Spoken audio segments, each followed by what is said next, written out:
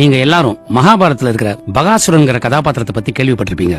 தன்னோட பசிக்காக எதையும் விழுங்குற குணாதிசயம் படைச்சவன் அவனை கண்டு பயந்த மக்கள் கையெடுத்து கும்பிட்டு அவனுக்கு தினமும் உணவு கொடுக்க ஆரம்பிச்சாங்க. ஒரு காலகட்டத்துல தன்னோட அகௌர பசிக்கு மாடுகளை மட்டும் இல்ல மக்களையும் சேர்த்து விழுங்க ஆரம்பிச்சான். கடைசியில பஞ்சபாண்டவர்கள் ஒருத்தரான பீமன் கையால அடிபட்டே செத்து போனான். மகாபாரத காலம் மட்டும் இல்ல, இந்த காலத்திலயும் பகாசுரன்கள் உண்டு. அவங்க யாருன்னு பாக்குறீங்களா? வேற யாரும் இல்ல, இந்த செல்போன் தான். ஆரம்பத்தில் நமக்கு உதவியா இருந்த இந்த செல்போன் போக போக தன்னோட அகௌர பசிக்கு பல பேரை பலவிதமா முழுங்க ஆரம்பிச்சிச்சு.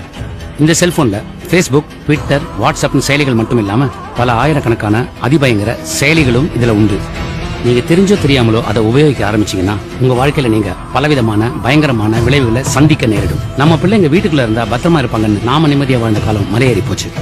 இப்ப நம்ம பிள்ளைங்க கையில இருக்க செல்போன்ல என்ன மாதிரியான ஆப்ஸ் இருக்குன்னு நாம பயந்துகிட்டே வாழ வேண்டிய காலகட்டத்தில் நம்ம இருக்கோம். அந்த மகாபாரத கால பகாசுரனை அழிக்க பீமன் வந்தாரு. ஆனா இந்த பகாசுரனை அழிக்க யார் வரப்போறாங்கன்னு எனக்கு தெரியல. இதுக்கு